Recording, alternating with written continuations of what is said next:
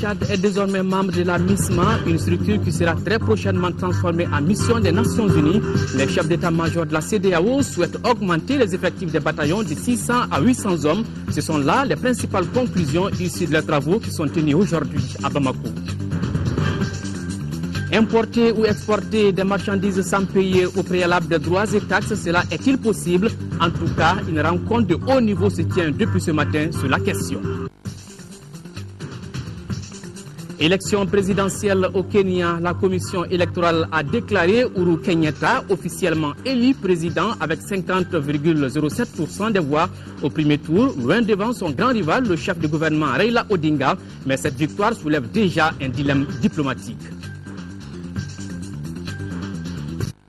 Mesdames, Messieurs, voici pour les titres et bienvenue dans cette session d'information.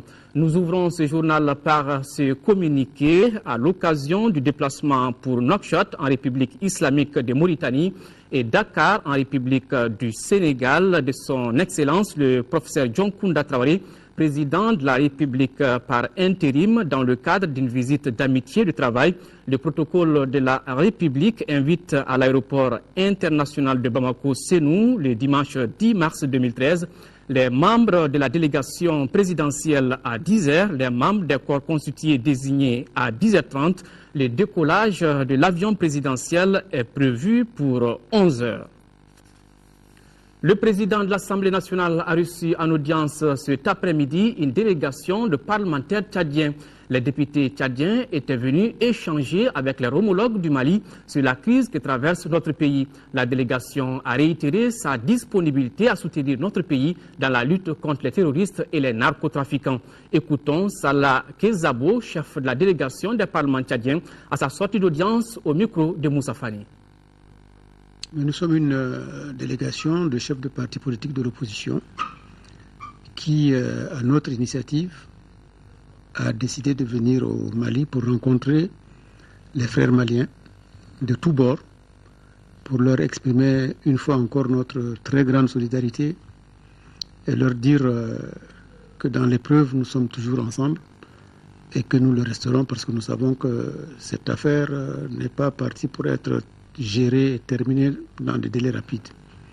C'est une guerre, il faut l'appeler ainsi, qui va durer. Et elle nous concerne, elle concerne tous les peuples du Sahel. C'est pour cela que cette solidarité, il faut qu'elle s'exprime de cette façon, comme les Tchadiens l'ont exprimé. Et quelles que soient les conséquences, nous sommes toujours là.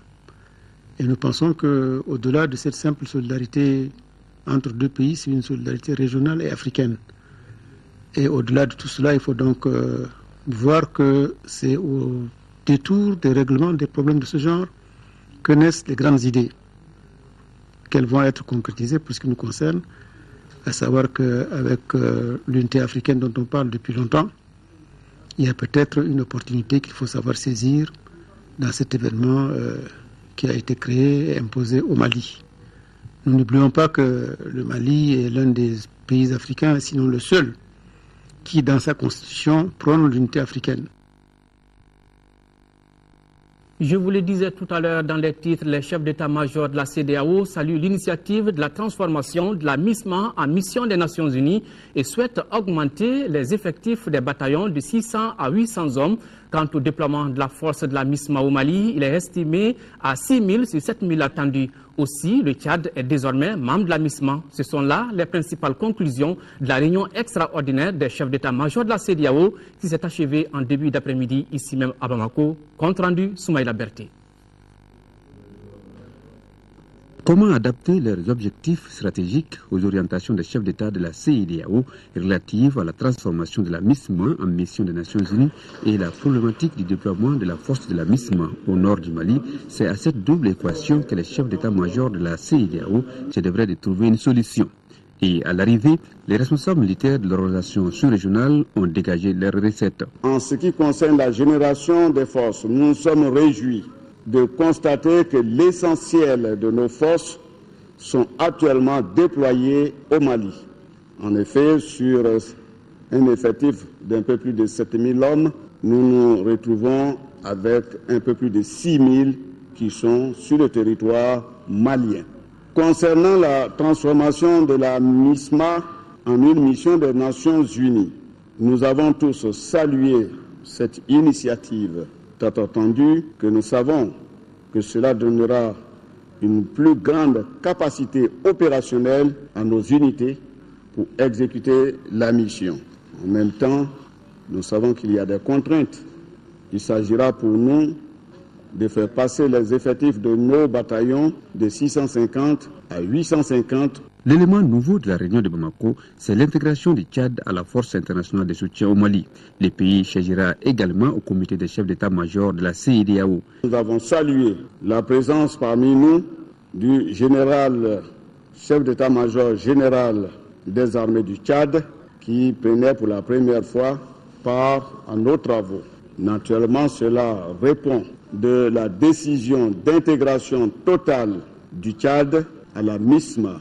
Le Tchad est donc membre de la MISMA et surtout du comité des chefs d'état-major dans lequel il occupera les postes de deuxième vice-présidence, tout un mérite pour ce pays non membre de la CEDEAO. Les impressions sont des impressions de satisfaction dans la mesure où les conclusions de cette réunion ont pris en compte d'abord le Tchad est entièrement membre de la MISMA et du comité restreint des chefs d'état-major. Ensuite, on est représenté au niveau du commandement de la force. Je crois que c'est une bonne chose pour la coordination. Après les autorités politiques de la CEDEAO, les responsables militaires viennent ainsi d'approuver les changements souhaités dans la conduite de la mission au Mali. Les chemins donc plus que jamais balisés pour sa mise en œuvre. Toujours dans le même registre, fin hier de la visite de 48 heures du ministre français de la Défense avant de quitter Bamako pour Ouagadougou au Burkina Faso, Jean-Yves Le Drian a rencontré les responsables de la MISMA, les formateurs de l'Union européenne en charge de la reconstruction de l'armée malienne. Au quartier général des formateurs, le ministre français a eu droit à un exposé sur l'état actuel de l'armée. Yves Le Drian s'est ensuite rendu au poste de commandement de l'opération Serval où il a apporté le message du peuple français aux troupes françaises. Mohamed Diarra. À l'école de maintien de la paix, le ministre français de la Défense a eu un long entretien avec les responsables de la MISMA. La force africaine se dit prête à assumer cette lourde responsabilité qui est de prendre le relais après le retrait progressif des forces françaises annoncé pour le début du mois d'avril. Oui, la MISMA est prête, tant entendu que ce retrait se fait en coordination avec l'ensemble des forces qui sont sur le théâtre des opérations. Les premiers formateurs de l'Union européenne chargés de la reconstruction de l'armée malienne sont à Bamako. Ils ont élu domicile dans un hôtel de la place à l'AC 2000. Le ministre leur a rendu visite. Jean-Yves Le Drian a assisté à une projection sur l'état des lieux de l'armée malienne. Le constat est triste. Les problèmes de l'armée malienne ont pour nom, selon les formateurs, déficit de planification des activités, pas d'école d'application, la malformation et l'insuffisance d'encadrement. Et l'élément décisif pour que le Mali retrouve sa souveraineté politique et le respect de ses voisins. Maintenant que le Mali a failli disparaître, il faut le reconstituer et avoir une armée malienne robuste, disciplinée et républicaine. Pour parvenir à cela, 3500 nouveaux soldats seront recrutés et formés. 196 formateurs provenant de 13 pays ont la responsabilité de restructurer et former l'armée malienne. Le détachement français représentera 25% de l'effectif des formateurs. La dernière étape de la visite du ministre français a été le poste de commandement de l'opération Serval basé à Sénou. Sur place, Jean-Yves Le Drian a visité le centre de la base logistique. Ici, ils sont au nombre de 1200 hommes. Le ministre s'est rendu aussi à l'antenne chirurgicale où sont admis les blessés français. À la fin de la visite, un message d'encouragement aux troupes françaises. Allons enfants de la patrie, le jour de gloire est arrivé. C'est toute la nation qui est derrière vous. Votre action. Aux fidèles musulmans sur le prône ou Koutouba. Le prône est la synthèse du document dénommé l'application de la charia et le djihad, cas du Mali, élaboré en octobre dernier lors de la conférence des oulémas. Nous avons examiné les comportements de ces gens, de ces groupes armés. Nous avons examiné leurs discours et à contrario, nous avons examiné le discours religieux, le discours de l'islam sur les deux questions principales de la charia et du djihad.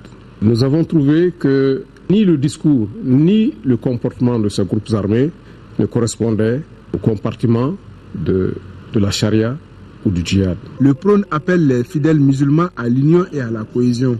Selon les leaders religieux, ceux qui veulent nous diviser sont des ennemis de la confession. Les gens là sont pas les musulmans. Ils ont détruit des mausolées. Ça c'est interdit à l'islam. Ils ont violé les femmes. Ça c'est interdit aussi à l'islam. Beaucoup d'actes que c'est interdit en l'islam, que l'islam n'accorde pas. Vous avez tout le mérite du gouvernement en condamnant cette guerre que les terroristes et leurs alliés ont injustement imposée au Mali. C'est donc avec un réel plaisir que je procède ce matin à la cérémonie de lancement.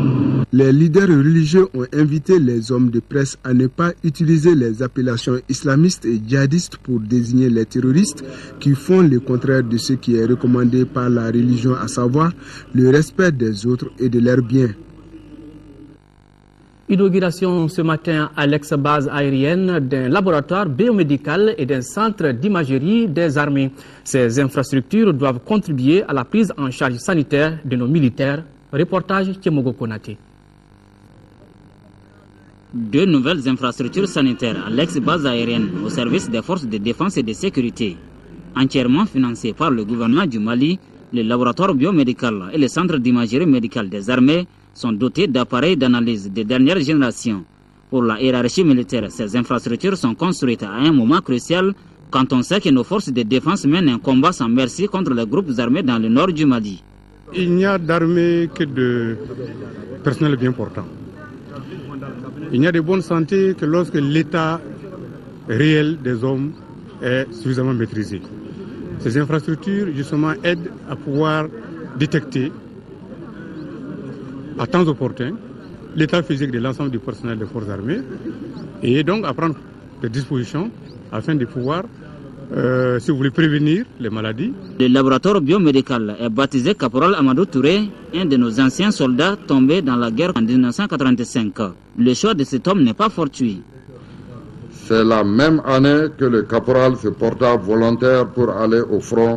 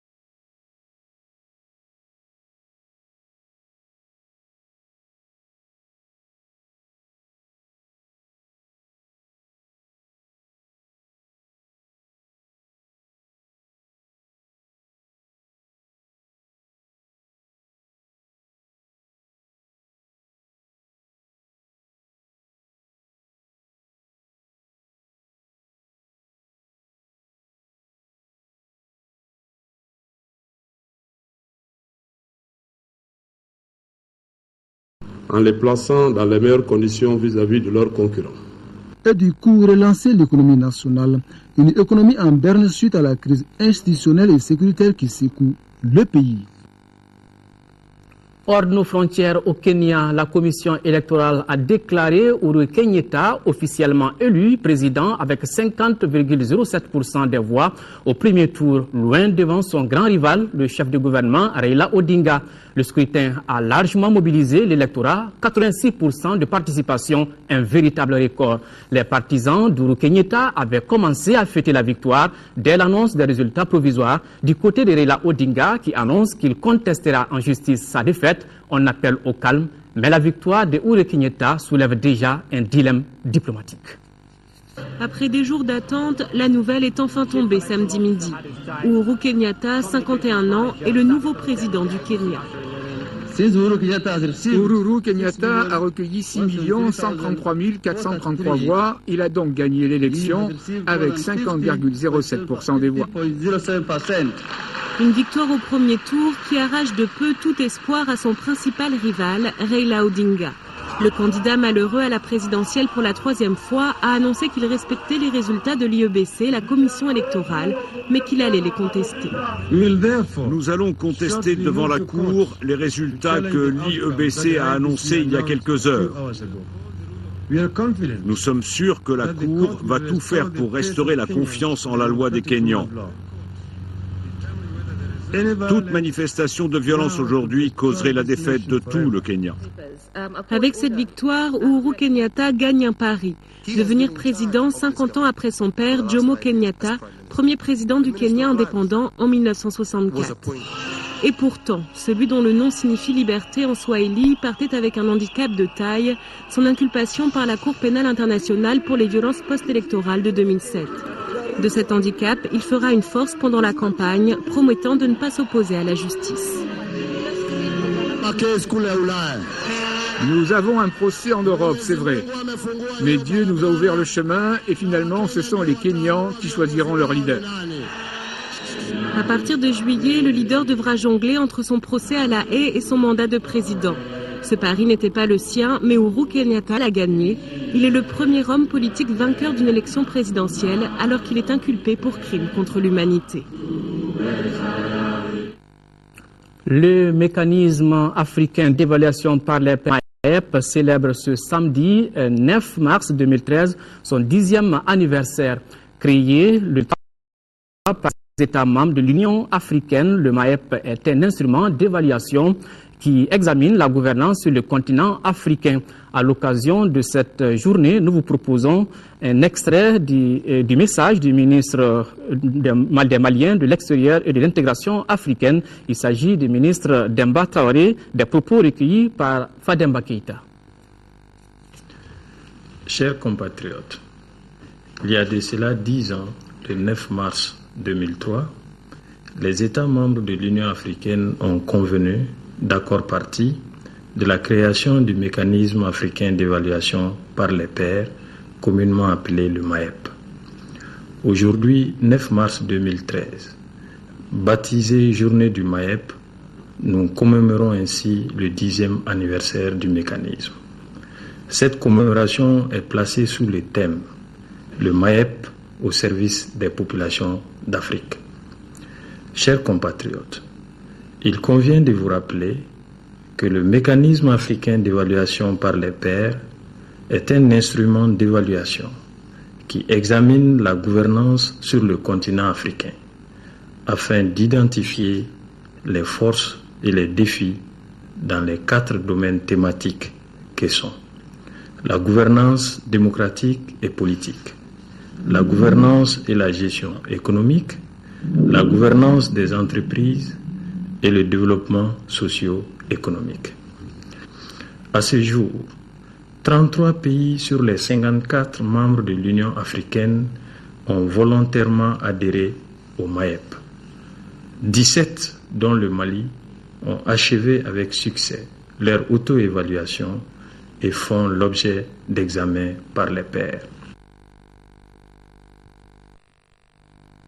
En 4e région, le ministre du Logement, des Affaires foncières et de l'Urbanisme a procédé hier aux blessés de guerre en traitement à Mopti. Cette donation s'inscrit dans le cadre du projet d'inclusion de Handicap International Jules Sambou Sissoko.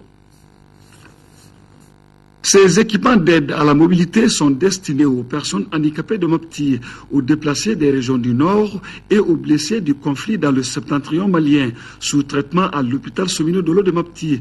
Le geste est de Handicap International.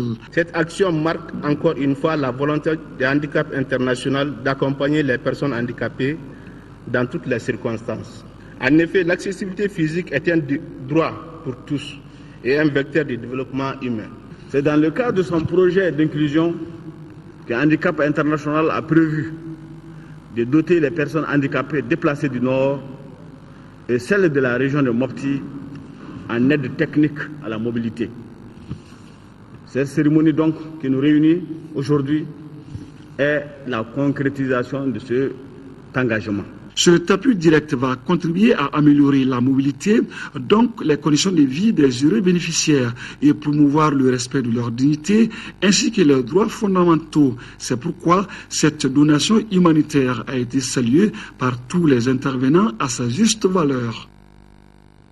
Autre geste de cœur, c'est celui du comité syndical de l'ORTM qui a remis mardi dernier une tonne de riz à l'association des ressortissants et sympathisants des régions du Nord à Caille. La cérémonie de remise a eu lieu dans les locaux de l'ORTM Caille. Ce don est donc destiné aux déplacés du Nord dans la cité des Rails et aux 3 agents de l'ORTM redéployés à la station FM de la région. Ces produits ont été achetés avec les fonds collectés par le comité syndical de l'ORTM à la faveur de la Nuit de la Solidarité organisée en décembre dernier.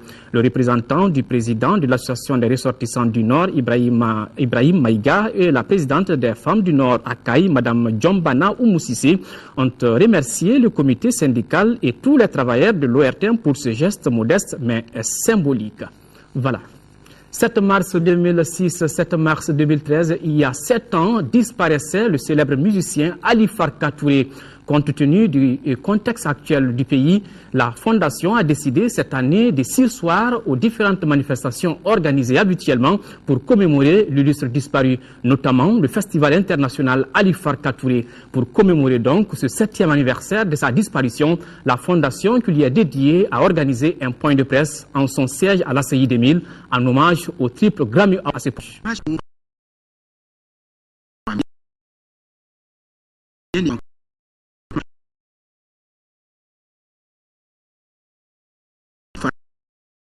Touré a invité la presse pour parler de l'homme, de ses œuvres.